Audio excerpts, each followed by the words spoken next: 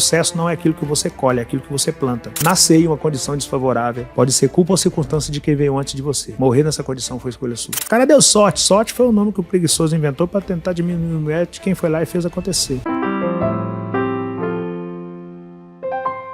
Por isso que a galera fica pra trás, que coisa fácil qualquer um faz. E eu não sou qualquer um, você não é qualquer um. O extraordinário é algo complexo. Não impossível, mas complexo. E é por esses motivos que a galera vai ficando pra trás, né? A galera quer o que seja um pouco mais fácil, que trabalhe um pouco menos, que desgaste um pouco menos. E tudo isso é ilusório quando se fala de extraordinário. O cara trabalha 8 horas por dia hoje na CLT e acha que tá trabalhando demais, é porque ele não sabe que o negro trabalha 16 horas por dia, sendo patrão do próprio negro. Então não é quem trabalha menos ou quem trabalha mais, é quem trabalha com o que gosta, mas é difícil pra caramba trabalhar com o que gosta. Não é fácil um jogador de futebol trabalhar com o que ele gosta. É difícil pra caramba o preço que ele paga pra estar lá. Não é fácil a vida que o negro tem, não é fácil a vida que o Rick tem. Era muito mais simples a minha vida vender água na praia. O comprometimento era menos pessoas me olhando, era menos holofote me olhando. Então era muito menos complexo. Só que o resultado era muito menor. E tava tudo certo. Vender água na praia o restante das minhas vidas, eu ia conseguir pagar meu aluguel, eu ia conseguir comer, eu ia conseguir me vestir. Mas e o próximo nível? Qual era o próximo nível depois daquele ali? Então se você não estabelece o próximo nível, você já tá dentro de uma bolha de que tá ganhando um dinheirinho e tá bom demais porque você já não tá mais quebrado. E é perigoso esse lugar. É difícil ficar nesse lugar e é mais difícil ainda sair desse lugar. Então eu tive que escolher qual difícil que eu queria. Tá na praia vendendo água ou tentar os próximos níveis acima daquilo. E eu fui tentando os próximos níveis e criando as minhas regras pra tentar fazer isso acontecer. E quando eu vi que dava, falei, agora vamos transformar isso no livro. Porque aí já não é mais uma história de alguém que acha que dá pra fazer. É alguém que fez e tá contando isso como ele fez. São coisas básicas, mas que se aplicadas fazem muita diferença. A regra 1, nunca pense em desistir. Porque desistir não pode ser uma opção. Eu nunca fiz alguma coisa por escolha. Eu sempre fiz foi pela necessidade. Eu não tive a opção de desistir. Era fazer ou fazer. Então a regra 1, para se alcançar o extraordinário, é nunca pense em desistir. A minha maneira de pensar é, eu preciso saber o que eu quero. Quando eu comecei a minha caminhada lá, aos 7 anos de idade, por que eu comecei? De onde surgiu o Rick Vendedor? Surgiu porque até os 7 anos de idade eu nunca tinha comido carne. E eu queria conhecer carne. E a minha mãe falou que não era pra gente. Cara, carne não é pra gente não. Isso é caro pra caramba, tá fora da nossa realidade, é por isso que a gente não come. Eu falei, o que eu tenho que fazer pra comer carne? Ela falou, pra comer carne você tem que ter dinheiro. E pra ter dinheiro você tem que trabalhar. Só que ninguém vai te empregar porque você só tem 7 anos de idade. Aí eu falei, deixa que eu resolvo essa parada, eu mesmo me emprego. Plantei uma horta com meus irmãos e comecei a vender verdura na rua. Por que eu comecei a vender verdura na rua? Porque minha mãe me falou que eu tinha que trabalhar e que trabalhando eu chegava no dinheiro e chegando no dinheiro eu chegava na carne. Ou seja, eu sabia o que eu queria, comer carne. E a minha mãe me contou um planejamento básico. Trabalho, dinheiro é igual a comer carne. Ou comprar qualquer coisa que você quiser. Então eu comecei a vender verdura pra eu comer carne. Se eu viesse que, sei lá, veio uma seca e a minha verdura não cresceu, eu poderia desistir de vender verdura. Mas eu ia passar a vender sacolé e o meu objetivo era o mesmo, comer carne. Sacolé não dá, eu ia parar de vender sacolé. E eu passar a engraxar sapato, meu objetivo era o mesmo, comer carne. Então quando a gente fala de não desistir, não é de não desistir de não comer carne. Eu quero comer carne, não vou desistir disso aqui não. Agora, o que eu vou fazer pra chegar até aqui, eu posso mudar a qualquer tempo, porque não é desistir, é a questão de não dar murro em ponta de faca. Pô, eu tô vendo que esse solo aqui não é fértil. Eu tô vendo que a alface aqui não cresce. Eu vou insistir em plantar alface aqui? Errado isso. Eu posso vender sacolé porque eu tô num lugar que é mais quente, então eu vou vender sacolé porque nesse momento dá pra eu vender sacolé. Veio o inverno? Não, então agora eu tenho que vender capa de chuva. Vai chover, eu vou vender capa de chuva, não vou vender sacolé. Agora, o objetivo é o mesmo. Seja lá o que eu for fazer, o objetivo é chegar no dinheiro e depois chegar no dinheiro, chegar na carne. E o que acontece com muita gente? Insistir em projetos que visivelmente não vão sair daquela ótica ou daquele patamar ou daquele degrau e achar que daquilo ali vai alcançar o seu extraordinário. Ou culpar o universo como, cara, eu sou um cara esforçado, eu sou um cara dedicado, eu sou um cara que faz a minha parte e eu não consigo. Por que eu não consigo? De repente você é até um cara esforçado, é até um cara dedicado, é até um cara que faz a sua parte, mas você tá insistindo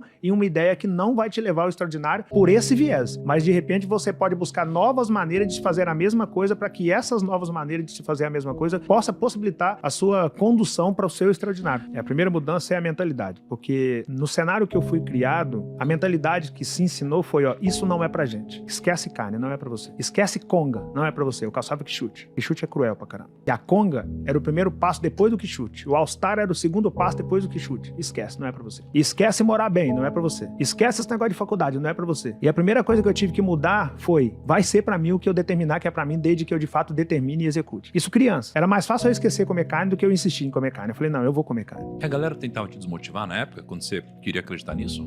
Tenta, porque a inveja nasce na intimidade. A inveja é um negócio que nasce na intimidade, a gente de perto. O cara de perto não vai comprar o alface na sua mão. O coleguinha da sua escola não vai falar com a mãe dele para comprar a couve na sua mão, o almeirão na sua mão. Porque o coleguinha da sua escola quer te ver bem, desde que te ver bem não significa te ver melhor do que ele. Então ele não vai comprar na sua mão. Ele vai tentar derrubar a sua ideia. Mas eu sei o quão foi importante para mim descobrir cedo que eu deveria quebrar todas aquelas crenças limitantes ali de que carne não era para mim, de que conga não era para mim, porque depois que eu consegui comer carne através da venda, aí eu vi que dava para eu comprar o que eu quisesse através da venda. Meu segundo passo foi comprar conga. O meu terceiro passo foi comprar minha própria roupa. O problema é que tá todo mundo esperando o melhor ambiente. O melhor ambiente pode te favorecer, se você for de fato um águia. Agora, se você for de fato um águia, você transforma o pior ambiente. O sonho das pessoas é estar entre os extraordinários do planeta. Aí você fala, cara, Henrique, não conheço nenhum extraordinário no planeta. Fala, então tente estar entre os extraordinários do seu país. Não dá, cara, sou muito pequeno. Então tente estar entre os extraordinários do seu estado. Também não dá, sou muito pequeno. Tente os do seu capital. Não dá. Tente os da sua cidade. Não consigo. Tente os do seu bairro. Não consigo. Tente os da sua rua. Cara, na minha rua não tem ninguém extraordinário. Então seja essa pessoa. Não interessa se você tá no caos da favela ou se você tá no Alphaville. Não interessa. Você tem que ser o extraordinário daquele lugar. Você tem que ser a parte boa daquele lugar. Não interessa como é o lugar se você se propor a ser a parte boa dele. Eu sempre tive isso comigo. Seja lá onde eu passar, eu preciso ser a parte boa desse lugar. E sempre que eu morei em comunidade ou em bairro carente, que a minha criação, ou ela foi em bairro pequeno de periferia, ou ela foi em comunidade de cidade grande. Sempre eu morei no pior do lugar. E às vezes no pior do lugar. E eu nunca fumei, eu nunca bebi, eu nunca me prostituí, eu nunca usei droga. Eu cresci entre o fuzil e o livro. No cenário onde eu nasci é como se a vida virasse pra mim e falava, meu parceiro, é o seguinte, vou te apresentar, eu sou a vida, tá? Eu vou te apresentar como funciona aqui. Você nasceu, seja bem-vindo, você tá na favela, tem um fuzil aqui, você quer pegar? E tem um livro aí. O que você escolhe? Eu falei, eu vou escolher o livro. Ah, mas o livro eu não sei onde ele tá não, tá escondido. Eu vou achar o livro. Pega o fuzil, tá mais fácil, o fuzil tá aqui. Não, eu vou achar o livro. E se você não achar o livro? Se eu não achar o livro, eu escrevo o livro, mas eu vou ser a parte boa desse lugar. A sua postura determina como as pessoas vão chegar até você e com que tipo de abordagem elas vão chegar até você. E eu sempre fui criado por um cara que é meu pai, Velho Roxo, que eu sou muito grato a ele, que ele nos ensinou o básico do básico do básico, mas dentro desse básico ele nos ensinou a ter postura que a pessoa olhe pra você e tenha coragem, ou olhe pra você e não tenha coragem de te falar sobre determinados assuntos, sobre determinadas coisas. Então eu não precisei falar não pro fuzil. Eu não dei espaço pra que ninguém me oferecesse um fuzil. Eu não precisei falar não pras drogas. Eu não dei espaço pra que alguém me oferecesse drogas. Eu não precisei falar não pra prostituição. Eu não dei espaço pra que ninguém chegasse perto de mim com a intenção de prostituição. O primeiro ídolo de um garoto de comunidade é o dono do morro. Pra ele fala, quando eu crescer, eu quero ser esse cara. Eu não tinha esse pensamento, que eu queria ser meu pai. Meu primeiro ídolo sempre foi meu pai. Pô, meu pai trabalhou pra caramba, meu pai sempre crê em Deus, meu pai leu a Bíblia desde criança, meu pai tem um amor inenarrável por minha mãe, meu pai criou 5 filhos em comunidade sem nenhum deles pegar em arma, sem nenhuma das minhas irmãs engravidar na adolescência. Eu falei, cara, eu quero ser esse cara quando eu crescer. Tem uma parte da Bíblia que é a 1 Pedro, capítulo 5, versículo 6, que diz, humilhai-vos, porém, debaixo da potente mão do Senhor Deus, para que no seu tempo exato ele venha exaltar. Eu suportei 40 anos pra esperar isso acontecer. Mas o dia que esse Deus me exaltou, eu fui em 5 continentes do mundo provar que não tem a ver com o lugar que você nasceu. Tem a ver com as suas escolhas, tem a ver com o nível de conhecimento que você buscou, tem a ver com aquilo que você fez, tem a ver com os nãos que a sua postura deu automaticamente para as pessoas. Tem a ver com isso e não com o ambiente quando você nasceu. Eu descobri,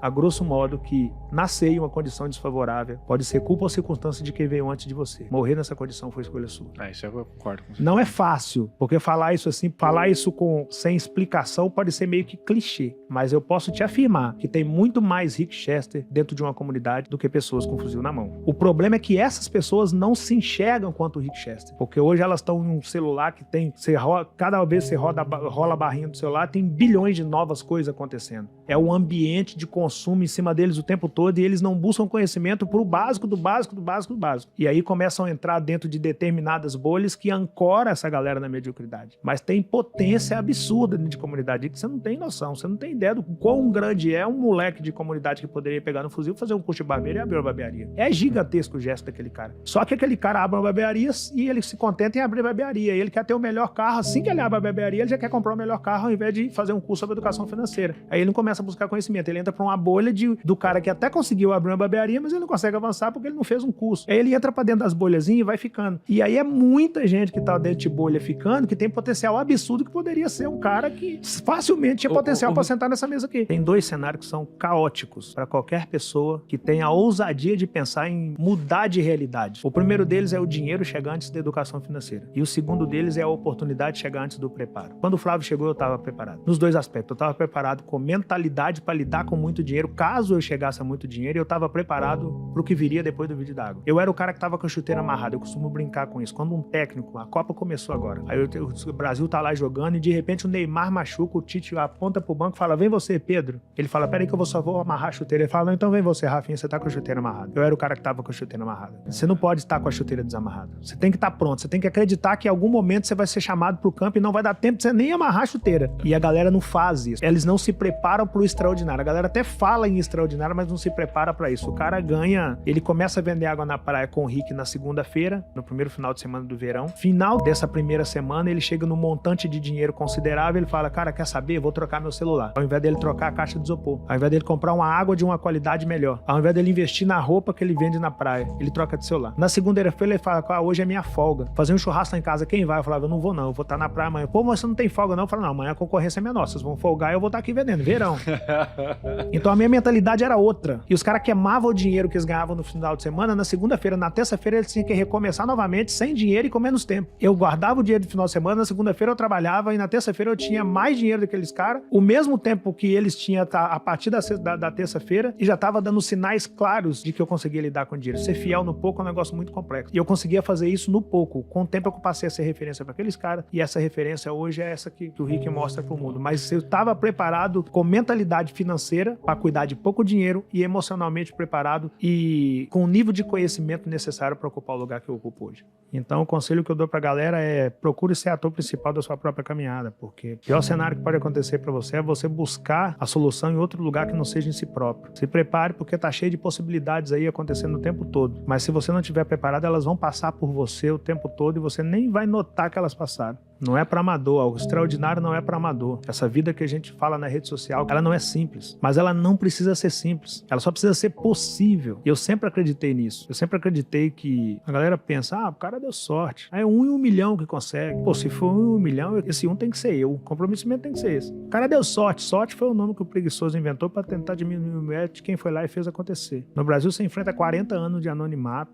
você rala pra caramba, você foge de todas as portas que poderiam te levar à perdição, você busca conhecimento, você anda entre as pessoas de cabeça erguida, você come do suor do seu rosto, e depois quando você consegue alcançar o extraordinário, vem alguém e fala que você deu sorte. Outros falam, mas esse cara vende o quê? Pô, só livro de 5 milhões, eu não sei qual produto que quem me faz essa pergunta vende, não, mas se ele tiver vendido 5 milhões desse produto, ele é bom pra caramba no que ele faz. Só livro. Isso se eu vendesse só livro. Então se prepare para enfrentar o caos e se prepare para enfrentar isso depois que chegar. E caso você chegue ao extraordinário, saiba que toda história de sucesso é meia história de fracasso. Então mantenha os 2 pés cravados no chão, porque para cada 10 pessoas que te observam e te admiram, tem 3 entre essas 10 que tá só esperando uma brecha desse tamanhozinho para puxar. E se você tiver perdido a noção, você não se levanta mais. Cresça sem perder os laços com aquilo que te levou a crescer. Humildade, essência, resiliência, fé, gratidão, fidelidade. Eu estar aqui no Nigro como o primeiro podcast que eu vou dar muito tempo é lealdade a algo que ele me falou lá atrás. Inclusive foi assim que ele elaborou isso aqui. Seja uma pessoa de palavra. E por fim, sucesso não é aquilo que você colhe, é aquilo que você planta. Se você quer colher abacate, plante abacate. Quer colher manga? Plante manga. Quer colher mamão? Plante mamão. Você só tem aquilo que você plantou. E se a vida que você tem hoje não é a vida que você quis ter em um dado momento da sua caminhada, não culpe o universo ou pense que as coisas conspiram contra você. Volte lá e veja o que você plantou, o que você está colhendo. E se não te representa, arranque tudo aquilo que você plantou, plante novamente e cultive novamente, para que um dia você possa colher exatamente aquilo que você quer, baseado exatamente naquilo que você plantou. Fora isso, jamais desista do seu sonho, porque se eu tivesse desistido,